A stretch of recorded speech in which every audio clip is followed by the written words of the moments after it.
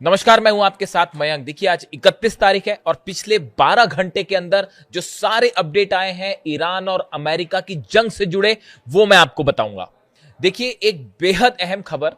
जिस तरह से डोनाल्ड ट्रंप ईरान को लेकर कोई फैसला नहीं ले पा रहे हैं, वो ये नहीं समझ पा रहे हैं कि ईरान पर हमला किया जाए या फिर ईरान से अपनी सेना को वापस बुलाया जाए, आखिर किया जाए तो क्या किया जाए।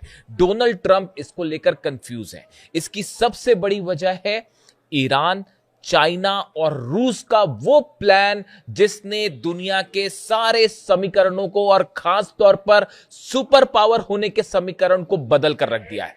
आज अगर आप वर्तमान हालात में बात करें तो जो कॉन्सेप्ट था कि अमेरिका सुपर पावर है और अमेरिका के राष्ट्रपति दुनिया के सबसे शक्तिशाली एक राजनेता है, ये सारे कॉन्सेप्ट, ये सारे विचारों को ईरान ने पूरी तरह से ध्वस्त कर दिया है। आज देखिए, हकीकत ये है कि ईरान न सिर्फ मिडिल ईस्ट का, देखिए ये जो जंग हुई, इस जंग ने जो बातें साबित की हैं, आज ईरान मिडिल ईस्ट का सुपर पावर कहलाया जाने लगा है। और इतना ही नहीं, कई एक्सपर्ट्स ये मान के चल रहे हैं, कई आर्थिक विशेषज्ञ ये मान के चल रहे हैं कि अगर ईरान पर लगे हुए प्रतिबंधों को हटा दिया जाए तो आने वाले चंद सालों के अंदर ईरान हर मामले में अमेरिका को बराबरी पे आके खड़ा हो जाएगा और अमेरिका को हर मामले में कड़ी टक्कर देने लगेगा। देखिए, आप डिफेंस की बात करें, चाहे मिसाइल्स की बात करें, ईरान की मिसाइल्स का जो जलवा है वो पूरी दुनिया ने देख लिया।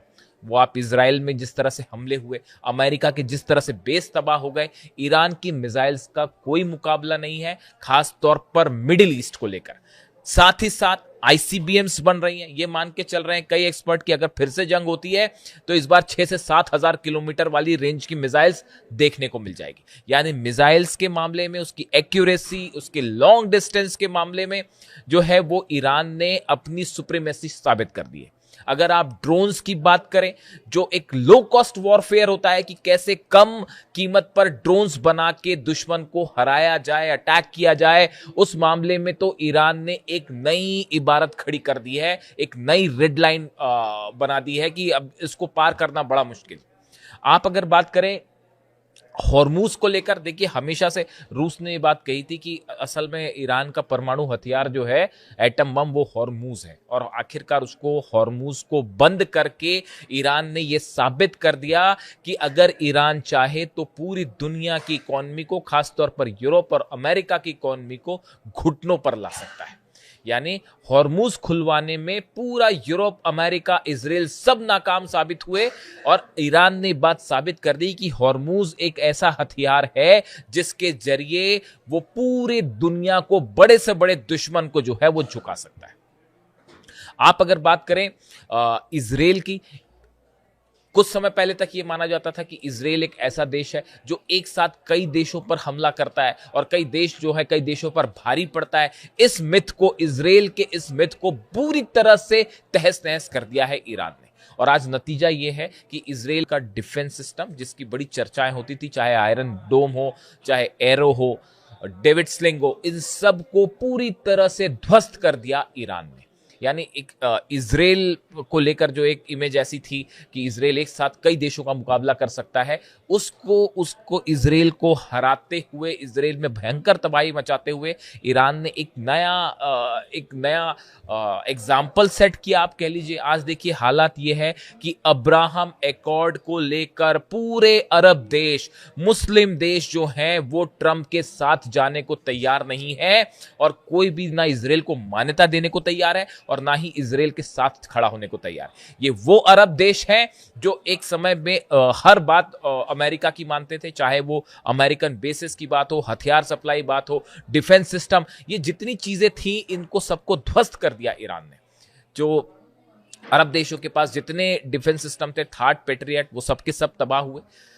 नहीं रोक पाए ईरान के हमलों को, अमेरिका के बेसिस तबाह हुए। हर अरब देश ये सोचने पर मजबूर है कि जब अमेरिका हमारी रक्षा नहीं कर सकता, ऐसी सूरत में उस डिफेंस सिस्टम्स का, उस जो समझौते हुए, इसके मायने क्या है।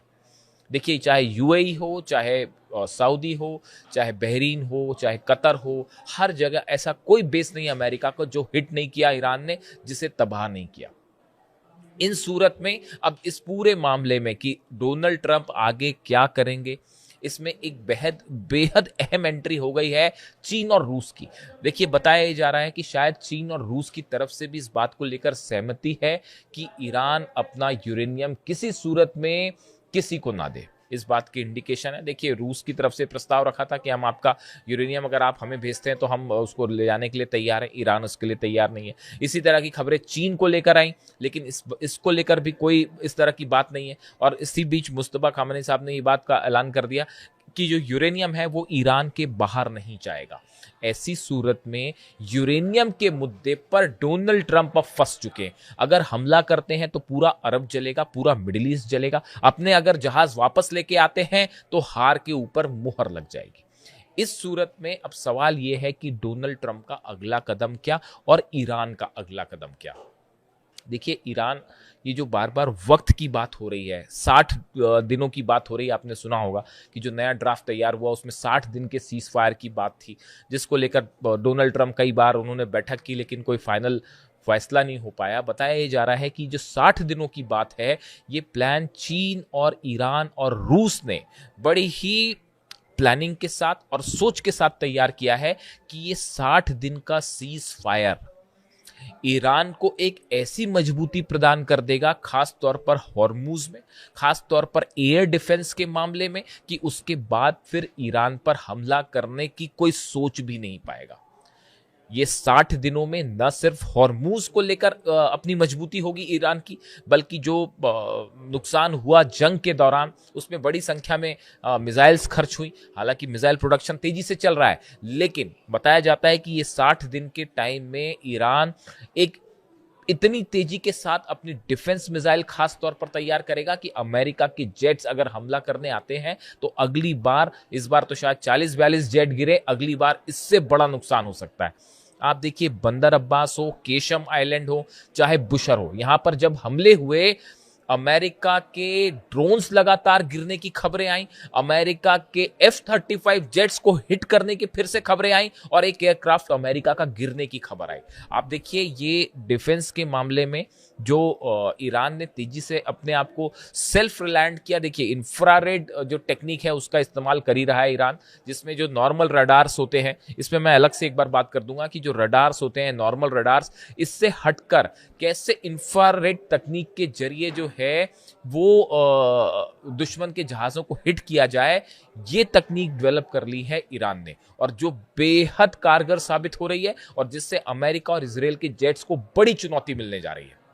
यानी आप देखिए, हर मामले में, चाहे हथियारों का मामला हो, चाहे आर्थिक लेवल पर मामला हो, चाहे किसी तरह का समझौते का मामला हो, तमाम कोशिश करने के बाद अमेरिका ईरान को बातचीत के लिए नहीं झुका पाया। यही बातें हम शुरू से कह रहे थे कि आप किसी भी अगर जंग होती है तो ईरान भारी पड़ जाएगा, और वही बात होती दिखाई दे रही। और इस बीच रूस का नाटो को सीधा सीधा चैलेंज करना, मिसाइल्स जो न्यूक्लियर मिसाइल्स का इस्तेमाल किया गया यूक्रेन के खिलाफ, नेटो देशों को सीधा वार्निंग दी गई है। ऐसा लगता है कि रूस, ईरान और चीन ने मिलकर इस बात को अब प्लान पर एक्टिवेशन शुरू कर दिया है कि अगर अमेरिका किसी की तरह का हमला करता है या इजराइल की तरफ से हमला करता है, तो एक ऐसा प्लान तैयार किया जाए जिससे पिछली बार के मुकाबले और करारी हार का सामना करना पड़े अमेरिका और इजराइल को, और या फिर वो हमला करने की हिम्मत ही ना कर पाए और मिडिल ईस्ट से इनके प्रभाव को खत्म किया जाए। अब्राहम एकॉर्ड का फेल होना, रूस और चीन दोनों ने सब अरब देशों से बात की है, और सवाल यह है कि क्या अब्राहम एकॉर्ड जो ट्रंप जोड़कर देखना चाह रहे हैं ईरान के पैक की वजह से, क्या ट्रंप का ये प्लान अब पूरी तरह से फेल हो चुका है? इसके फेल होने का मतलब है इजराइल को बड़ा झटका, और इसके साथ ही अरब देशों का अमेरिका के ऊपर से विश्वास उठ जाना। ओमान को जिस तरह से डोनाल्ड ट्रंप ने धमकी दी, मोहम्मद बिन सलमान को लेकर जिस तरह की खबरें आई कि वो डोनाल्ड ट्रंप की बातों से सहमत नहीं है, ये वो तमाम एग्जाम्पल्स हैं जो ये बता रहे हैं कि मिडिल ईस्ट में का किंग अगर अब कोई है तो वो ईरान है, और यहां पर हर फैसला बिना ईरान की परमिशन के नहीं लिया जा सकता। इससे जुड़ा जो भी अपडेट होगा, वॉर से जुड़ा, मैं आप तक पहुंचाऊंगा। वीडियो कैसा लगा कमेंट करके जरूर बताइए। Thank you so much.